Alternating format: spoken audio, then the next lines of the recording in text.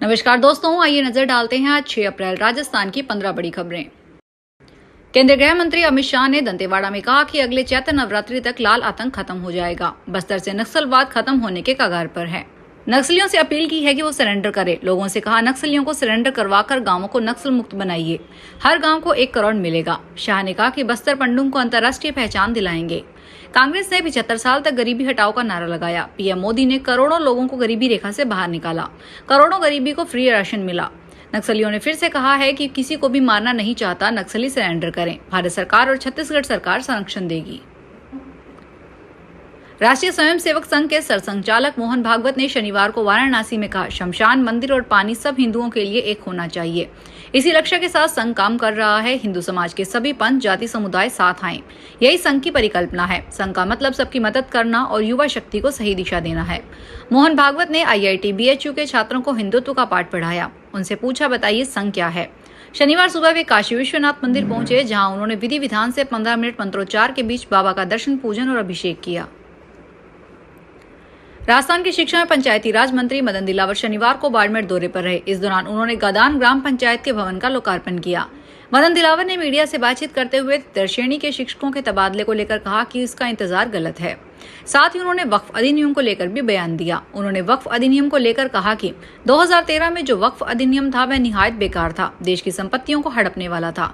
इसमें प्रावधान था कि इस्लाम को मानने वाला लोग कहीं पर भी बैठ जाते हैं तो उसे अपनी संपत्ति घोषित कर देते हैं। लाखों संपत्तियों पर इसी तरह से कब्जा हुआ है।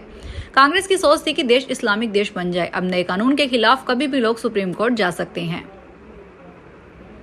प्रधानमंत्री नरेंद्र मोदी श्रीलंका के 3 दिन के दौरे पर हैं। यहाँ पीएम मोदी और श्रीलंकाई राष्ट्रपति अनुराकुमारा दियासान्के के बीच द्विपक्षीय बातचीत हुई। इस दौरान मोदी ने भारतीय मछुआरों की गिरफ्तारी पर चर्चा की। मोदी ने कहा कि यह मछुआरों की आजीविका का मुद्दा है। हमने मछुआरों को तुरंत रिहा करने और उनकी नावों को छोड़ने पर बात की। हम सहमत हैं कि हमें इस मामले में इंसानियत के साथ आगे बढ़ना चाहिए। तमिल मुद्दे पर मोदी ने कहा कि उन्हें यकीन है कि श्रीलंका सरकार तमिलों की उम्मीदों को पूरा करेगी और श्रीलंका के संविधान के तहत मिले पूरे अधिकारों को लागू करेगी। दिल्ली हाईकोर्ट से ट्रांसफर होकर आए जज यशवंत वर्मा ने शनिवार को इलाहाबाद हाईकोर्ट में शपथ ली। मुख्य न्यायाधीश के चैम्बर में उन्हें शपथ दिलाई गई। हालांकि उन्हें अभी कोई जिम्मेदारी नहीं दी गई है। जब तक उनके खिलाफ चल रही जांच पूरी नहीं हो जाती, उन्हें न्यायिक कार्यों से दूर रखा गया है। शपथ के बाद हाईकोर्ट की आधिकारिक वेबसाइट पर इलाहाबाद हाईकोर्ट के न्यायाधीशों की वरिष्ठता सूची में उनका नाम भी शामिल हो गया है। सूची में जस्टिस वर्मा का नाम 8वें नंबर पर है। आमतौर पर जहां जजों की शपथ सार्वजनिक समारोह में होती है, वहीं जस्टिस वर्मा ने CJI की इजाजत से अपने चैम्बर में ही शपथ ली। जयपुर डिस्कॉम ने शहर और आसपास के इलाकों में नए उपखंड ऑफिस शुरू कर दिए हैं। 4 अप्रैल से इन दफ्तरों में बिलिंग शुरू हो गई है। अब इन इलाकों के बिजली उपभोक्ताओं को नया कनेक्शन, लोड बढ़ाने, बिल ठीक कराने जैसे कामों के लिए पुराने ऑफिस नहीं जाना होगा। करीब 3 लाख उपभोक्ताओं को अपने इलाके में सभी सुविधाएं मिलेगी। इससे समय की बचत होगी और शिकायतों का समाधान भी जल्दी हो सकेगा। डिस्कॉम की चेयरपर्सन और जयपुर डिस्कॉम की मैनेजिंग डायरेक्टर आरती डोगरा ने बताया, पत्रकार कॉलोनी, शिकारपुरा, मुहाना मंडी, NRI, शालीमार चौराहा, रिकोरानपुर और माधोराजपुरा में नए उपखंड ऑफिस शुरू किए गए हैं।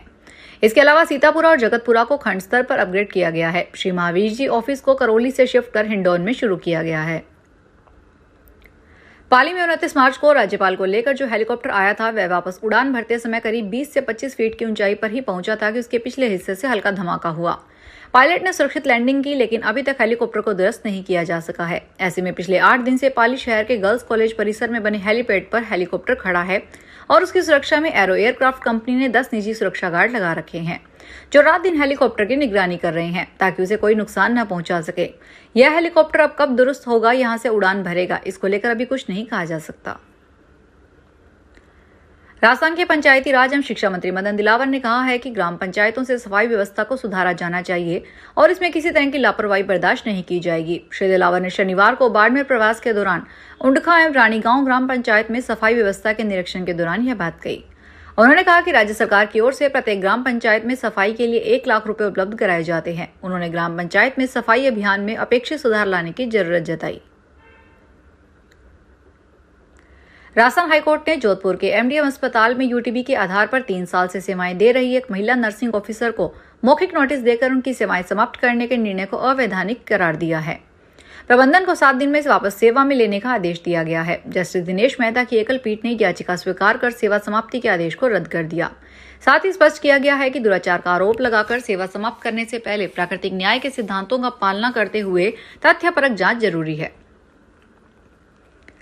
केंद्रीय संस्कृति एवं पर्यटन मंत्री गजेंद्र सिंह शेखावत ने कहा कि जो समाज पीछे रह गए लोगों की चिंता करता है वह हमेशा आगे बढ़ता है और हमें इस पर विचार करना होगा कि कैसे समाज के कमजोर लोगों को संबल प्रदान कर उन्हें भी आगे की कतार में खड़ा किया जा सकता है।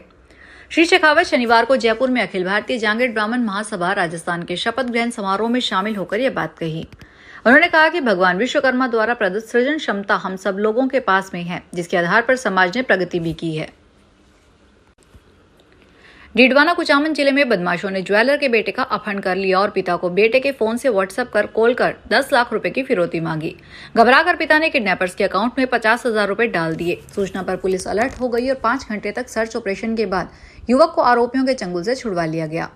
घटना जिले के सुदासन गांव में शुक्रवार की रात करीब 7:45 बजे हुई। हालांकि नाकाबंदी के दौरान पुलिस को सामने देख अपहरणकर्ता युवक को गाड़ी में छोड़कर फरार हो गए। मामले में 5 लोगों की भूमिका सामने आई है, जिनकी तलाश शुरू कर दी गई है। डीडवाना कुचामन एसपी हनुमान प्रसाद ने बताया, शुक्रवार को रात 7:45 बजे मोलासर थाना अधिकारी को सूचना मिली थी कि सुदरासन निवासी रजत सोनी पुत्र कैलाश चंद्र सोनी नाम के युवक का सुदरासन गांव में कार से आए कुछ लोगों ने किडनैप कर लिया है। सूचना पर पुलिस ने तुरंत डीडवाना जिले में आकर सीकर, चूरू, बीकानेर पुलिस को भी सूचना देकर नाकाबंदी करवाई।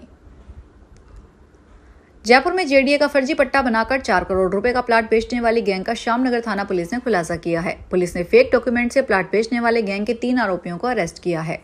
पूछताछ में कर्जा उतारने के लिए जालसाजी का प्लाट बेचकर आए रुपयों को आपस में बंटवारा करना स्वीकार किया। डीसीपी दिंगत आनंद ने बताया, धोखाधड़ी के मामले में आरोपी अंशुल खन्ना, ऋषभदेव शर्मा और राकेश कुमार सैनी को अरेस्ट किया गया है। सितंबर 2024 में गोविंद नारायण परतानी ने श्यामनगर थाने में शिकायत दर्ज करवाई थी। उन्होंने अपनी पत्नी श्यामा देवी के नाम से साल 1981 में एक प्लाट विवेक विहार में खरीदा था। दौसा की सेंट्रल जेल शालावास की सुरक्षा व्यवस्था एक बार फिर सवालों के घेरे में आ गई है। शुक्रवार रात जेल परिसर में हुई तलाशी के दौरान एक मोबाइल फोन बरामद किया गया। जेल प्रशासन ने इस मामले में पापड़दा थाने में एफआईआर दर्ज करवाई और पुलिस अब मामले की जांच में जुटी है। यह घटनाक्रम तब सामने आया जब हाल ही के महीनों में इस जेल में 2 बार राजस्थान के मुख्यमंत्री भजनलाल शर्मा को जान से मारने की धमकियां दी जा चुकी है। इस गंभीर घटनाओं के बाद खुद एडीजी जेल रुपिंदर सिंह ने शालावास जेल का दौरा कर सघन जांच अभियान चलवाया था। बावजूद इसके एक बार फिर मोबाइल की बरामदगी से जेल प्रशासन की कार्यप्रणाली पर गंभीर सवाल उठ खड़े हुए हैं।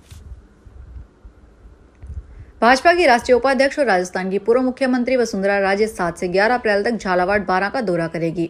इस 5 दिवसीय दौरे में झालावाड़ बारां सांसद दुष्यंत सिंह भी उनके साथ रहेंगे।